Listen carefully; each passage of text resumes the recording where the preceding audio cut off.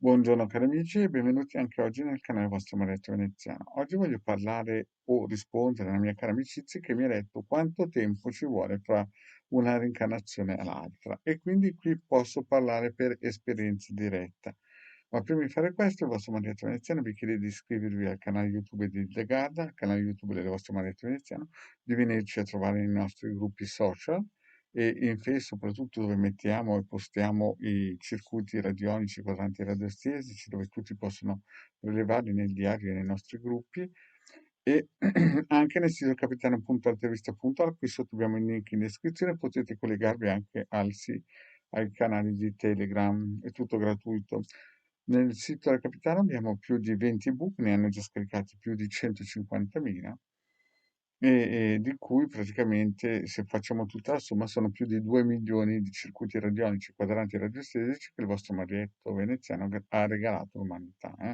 Dovete solo pensare che fino a 10 anni fa un circuito di quelli potevate tranquillamente trovarlo a 20-30 euro. Bene, guardiamo un po'. E poi c'è la sezione shop dove se volete potete acquistare anche prodotti professionali di Legare Marietto Veneziano. Bene, parliamo adesso della reincarnazione. Se qualcuno ha letto Rudolf Steiner, ripeto, Rudolf Steiner, secondo lui c'erano dei casi in cui le persone si reincarnavano anche dopo 900 anni.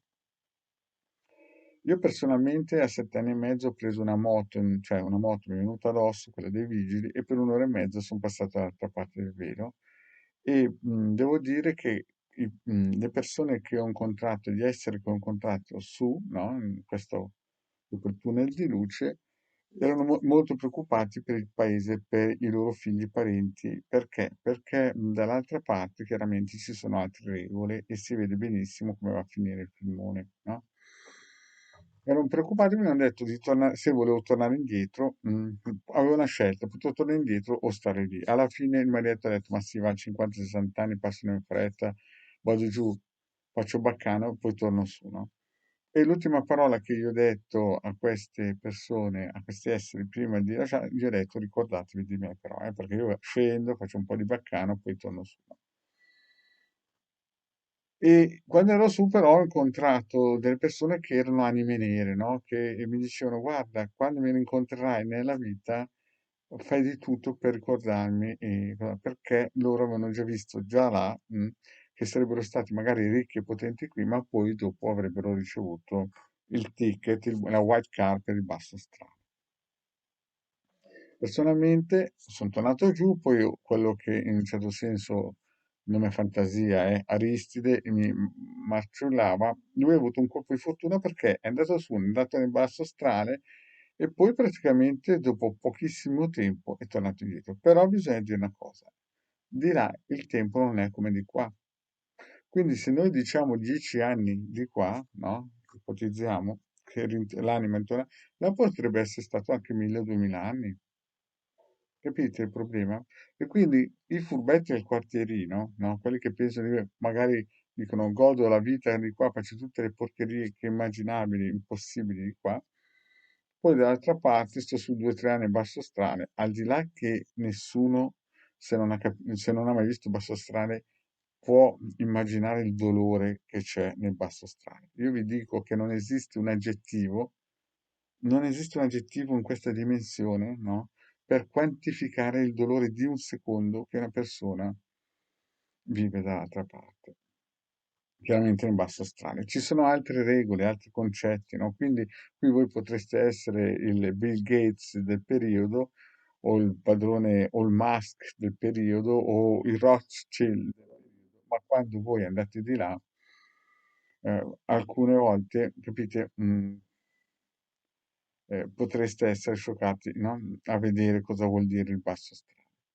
Poi un'altra volta che ho avuto, e qui è importante una cosa, la magia entra in campo. Ascoltatemi bene, no? Soprattutto a quelle persone che vanno con le donnine e si fanno prendere il seme. Ascoltatemi bene, se sei nuovo che ascolti il Marietto per le prime volte, apri le orecchie come il topo Gigio, alza il volume, perché? Perché quando sono venuti quelli di quella casa editoriali, no? Importanti a parlarmi, mi hanno fatto vedere alcune persone che avevo incontrato nella vita dove erano andate a finire. Loro erano praticamente dentro un posto, una caverna, qualcosa del genere, cioè avevano lasciato questa dimensione ed erano passati nell'altra e avevano fatto i birichini in questa vita, no? E gli era stato preso il seme. Mm. Quindi a livello magico non erano stati intrappolati e non so se era il basso astrale, ma erano in un posto terribile e si massacravano fra di loro. Qui erano tutti uniti e di là per poter non soffrire l'incontro col basso astrale si dovevano massacrare fra di loro. Là quelli potevano restare minimo 10 anni in questo posto qua. Mi ricordo che me ne hanno tirati fuori uno da questa posizione astrale e non potevo pensare che questo qui nella vita prima, cioè in questa vita qui terrena, fosse stato un massone, deviato, uno di quelli che tutti gli baciano i piedi, no? E di là voi non potete immaginare, perché di là ci sono altre regole, ci sono altre regole. Mm? Avete capito bene? Non c'è New Age che tenga e roba del genere. Se qui uno semina male si fa peccare il seme, ricordatevi che di là, quindi quelli che vanno con quelle donnine del Nord America o Sud America, o quelle che vengono su dall'Etiopia, roba del genere, state attenti perché si beccano il seme, magari molto probabilmente siete fottuti. Quindi, cosa vuol dire questo? Vuol dire che quando uno ha seminato bene e va di là, come ho beccato io la moto in faccia e sono andato su e mi hanno detto, guarda, la situazione è così, se vuoi tornare indietro dai una mano agli altri, li avvisi tutti, no? E se no, tu puoi stare qui, ma giù di là sarà un macello. Io ho detto, 50 anni scendo, faccio un po' di baccano, poi torno su. E l'ultima cosa che gli ho detto prima di scendere, ricordatevi di me. E se sono qua, vuol dire che si sono ricordati ancora di me. Quindi non c'è una regola fissa, no? Ci sono quelli che hanno seminato bene, che possono tornare indietro, e ci sono quelli invece che hanno fatto i furbetti del quartierino di qua, che quando sono di là hanno un prezzo altissimo da pagare. E purtroppo quando li si sono dall'altra parte, io mi ricordo infatti, e l'ultimo, poi chiudo, ricordo infatti che c'è il cappellano Charlie, quando ho visto i suoi genitori dall'altra parte, eh, lui pensava che io avessi il potere di tirarli fuori da quel posto lì, no? E purtroppo sua mamma, che con suo padre erano in quel posto lì, ha detto, guarda, Charlie, di qua non ci sono le regole che ci sono di là. Di qua bisogna pagare ed è giusto che paghiamo.